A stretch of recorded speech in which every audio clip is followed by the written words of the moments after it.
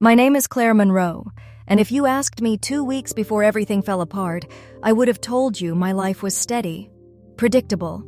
The kind of predictable that makes you believe the floor beneath you is solid, even if it creaks sometimes. I lived in a condo I bought in my late 20s, the first thing I ever owned that felt like proof I could take care of myself. And I shared it with my boyfriend, Ethan Cole. We'd been together 8 years, living together for 5. Long enough that our routines had their own gravity, long enough that I stopped noticing what was missing because the familiar filled in the gaps. There was no ring, no wedding date, no real plan beyond someday. Ethan always said he wasn't ready yet, and I kept telling myself patience was love in a quieter form. I told myself we were building something slow and stable. Looking back, I think I was building alone, and he was simply living inside whatever I constructed. That Thursday started like any other Thursday that tries to disguise the knife it's holding behind its back. I had just landed a major client at work, an international nonprofit that handles sensitive donor data. I worked in cybersecurity consulting, the kind of job where your calendar is a maze and your inbox never sleeps. This deal wasn't just good. It was the kind of win that changes how people look at you in meetings. My boss told me the client was hosting a museum fundraiser downtown. High-profile donors, soft lighting, strings, speeches. Go, he said. Show face, shake hands, be seen. That morning, Ethan texted me like he always did when he wanted to plant a story early. Late night. Risk review. Don't wait up. I read it, nodded to myself, and kept moving. I believed him because I had practiced believing him, because the lies that work best are built into the ordinary, because I didn't want to be the kind of woman who interrogates her partner's schedule like a detective. I wanted to be secure. I wanted to be normal. The gala started at 8. I arrived early, like I always do, because I'd rather stand awkwardly with a drink in my hand than enter late with everyone turning to watch. The museum lobby glowed in that expensive way, marble floors, golden light, carefully arranged silence between conversations. A quartet played in the corner, and champagne flutes floated past me as if they belonged to the air itself. I checked in, took the program, smiled at the staff, and wandered toward a hallway lined with framed photographs. Historic city shots in black and white, old streets, old faces, the past staring back in neat rectangles. I was reading captions I didn't care about when I heard it. A laugh. Light at first, then dipping into a rasp at the end, like it snagged on something. My body recognized it before my mind did. That's the thing about memory. It doesn't always announce itself.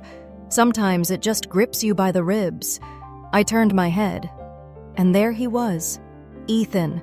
Not in an office, not in a conference room, not in a risk review. He stood beneath a warm spotlight near a donor display, dressed in a suit I had never seen before. Tailored, expensive, the kind of suit you buy when you want to look like a man with options. He wasn't alone. He was with a woman in a deep green dress. Her hair fell in soft waves over one shoulder, like she had spent time deciding exactly how it should look. She stood close enough that their bodies angled toward each other, not like acquaintances, but like people whose gravity has already merged. I didn't move at first. I think my mind tried to buy itself time by freezing my muscles. I stood half hidden near a pillar like a coward in my own life, watching my boyfriend smile at another woman with a focus I hadn't felt in months. She lifted her hand and straightened his collar slowly.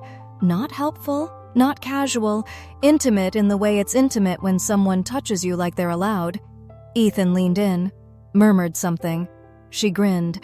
Then he kissed her. Not a quick mistake, not a startled accident. A confident kiss, a practiced kiss. A kiss that didn't need permission because it had already been granted long ago. My hearing narrowed. The museum didn't spin. There was no cinematic moment where my knees buckled. It was quieter than that. My hands went cold, my mouth went dry, and my brain began bargaining with reality in small, frantic whispers. Maybe it's someone who looks like him. Maybe it's a misunderstanding. Maybe...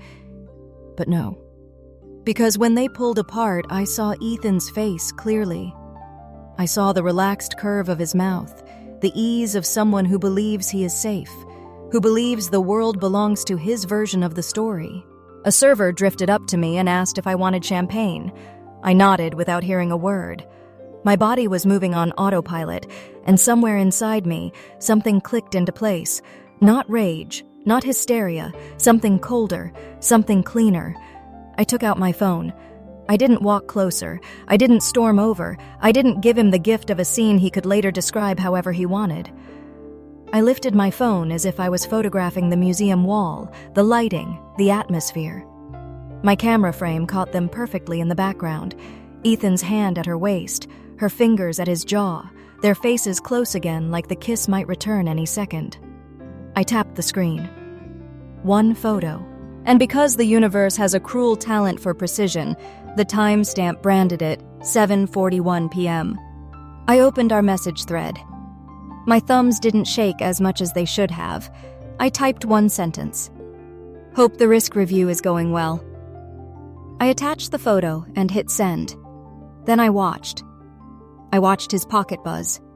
I watched him pull out his phone with that lazy confidence, expecting some harmless check-in. I watched his eyes drop to the screen, and I watched his face drain so fast it was like someone pulled a plug. His gaze snapped up, scanning the room. Not for me, not at first. For control. For a way to rewind time.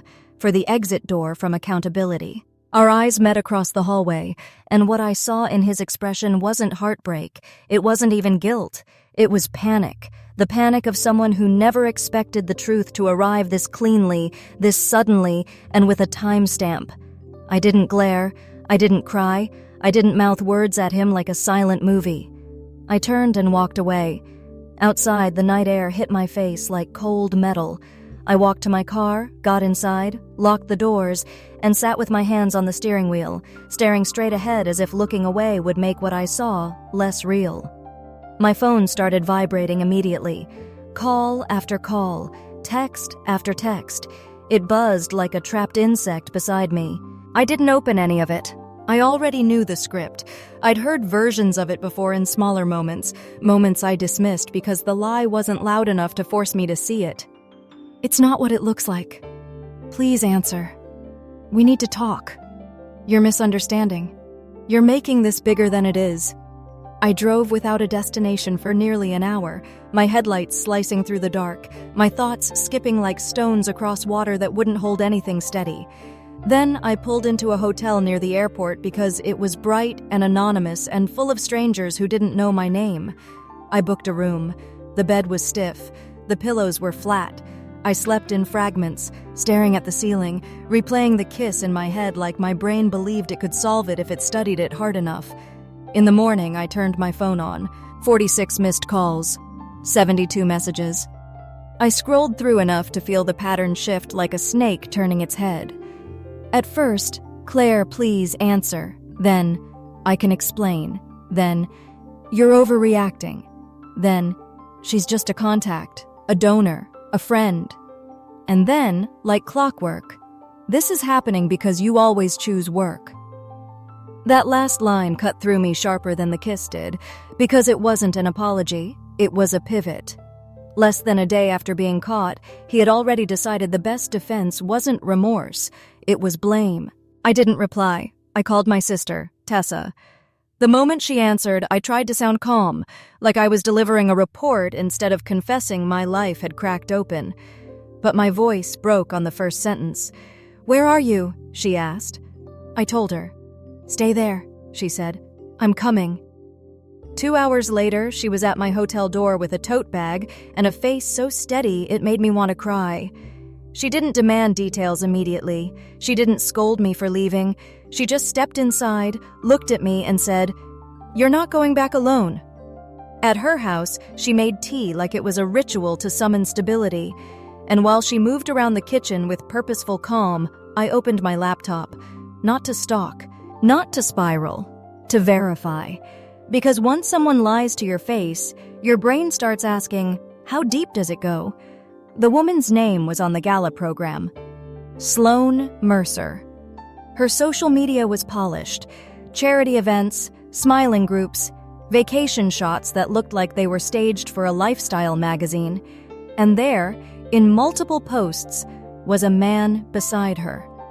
A husband, 2 children, anniversary captions, family photos that made my stomach flip with a different kind of sickness. Sloane wasn't a single woman flirting at a fundraiser. She was married. I stared at a photo of her husband smiling beside their kids, and my throat tightened. Ethan hadn't just betrayed me. He had willingly stepped into the betrayal of someone else's life, too. There was another home in the blast radius, another person waking up to a normal day without any idea the ground beneath them was about to split. Tessa walked in and saw my face. She didn't ask for a long explanation. She just said quietly, "You found something?" I nodded. I created a new email account, clean, anonymous. I attached the photo. No dramatic story, no emotional plea, just one line. Thursday, museum fundraiser, 7:41 p.m. Then I hit send. It didn't feel like revenge. It felt like balancing a scale that had been tipped for too long. Keeping secrets for cheaters doesn't make you kind, it makes you complicit. 2 days later, everything accelerated. A vague social media post appeared from someone in Sloane's circle, one of those dramatic paragraphs that pretends to be about truth while clearly aiming at gossip. Then a mutual acquaintance texted Tessa. Sloane's husband confronted her. She denied it. Then he found messages, screenshots, threads, proof stacked like bricks. It wasn't just flirting. It wasn't just an impulsive mistake. It was planning. That was the part that chilled me. Because you can survive a moment of weakness. You can even survive an affair if your partner shows real remorse and real change. But planning means you were a strategy, not a person. That afternoon, my work inbox lit up with an HR email. A complaint had been filed accusing me of hostile behavior toward a female colleague, threatening language, unprofessional conduct. I read it 3 times, waiting for it to make sense. It didn't, because it wasn't meant to. It wasn't about reality.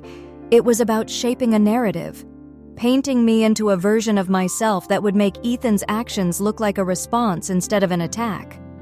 I went through the investigation calmly. I showed my messages, my calendar, my communication history. HR found no evidence, no witnesses, no pattern. The complaint was dismissed. That evening, there was a knock at Tessa's door. A police officer stood outside, professional and polite, and asked if I was Claire Monroe. My lungs tightened. He explained a report had been made claiming I was stalking Ethan, harassing him, showing up near his workplace, following him. I felt something in me crack, not loudly but slowly, like ice splitting under pressure. "I've been here," I said. "I haven't contacted him. I haven't gone near his job." Tessa offered my phone logs, my location history. The officer glanced at them, nodded once, and said quietly, "I suspected as much, but I had to follow up." When he left, I sat down hard on the couch. That was when fear changed shape. I wasn't afraid of Ethan's heartbreak. I wasn't even afraid of his anger. I was afraid of his desperation. Because desperate people stop thinking about consequences. They stop aiming for fairness. They aim for damage. The following Monday, I met with a lawyer named Priya Shah. She had sharp eyes and a calm voice, the kind of calm that doesn't come from softness but from experience. I brought everything: the photo, the texts, the HR emails, the police visit details, bank statements, renovation invoices, and screenshots of Ethan pushing me, again and again, to move more of my money into our joint account for our future. Priya looked through the materials with the quiet focus of someone reading a blueprint of a disaster. Then she said, "Claire, the affair is painful, but the financial behavior is what puts you at risk. My condo was in my name. I bought it before Ethan moved in. But renovations and joint accounts blur lines. People who lie romantically often lie strategically too." Priya explained it in plain language. You don't need to be married for finances to get messy when a shared life has been built in ways the law recognizes. Then she said something that anchored me. I want you to stop thinking of this as heartbreak. Start thinking of it as risk management. Risk management. That was my language. That was what my brain could hold when my emotions felt like broken glass. So I did what I do best. I built a file. A real one. Digital and physical. Organized by date. Screenshots labeled. Receipts attached. Summaries written cleanly, without emotion, because emotion is easy to dismiss and documentation is not. I titled it Monroe Evidence. But in my head, it had another name. The Revenge File. Not because I wanted to hurt Ethan, because I wanted to survive him. When the first court date arrived, the courthouse smelled like cold air and old paper. Lives were dismantled in orderly lines. Tessa sat beside me, her presence steady as a wall. Ethan showed up with an attorney who looked like he enjoyed performance, the kind of man who speaks in dramatic paragraphs and expects people to confuse volume with truth. His attorney talked about emotional neglect. He said Ethan felt abandoned by my job. He claimed Ethan sacrificed opportunities for me. He held up screenshots of ordinary text messages like they were crime scene photos. Messages like, "I'm in a meeting. Can we talk later?" "I'm exhausted." The judge looked at the pages, unimpressed. "This appears to be normal communication between adults," she said. "Continue." Ethan's lawyer stumbled, then tried to pivot into how Ethan deserved financial support, how he had built a life with me, how he was entitled to stability. Priya stood. She handed over my binder. The judge read silently. The courtroom grew so quiet I could hear the ticking of a wall clock. Then the judge looked up and fixed her gaze on Ethan. "Mr. Cole," she said, "these messages suggest deliberate intent to manipulate Miss Monroe's finances."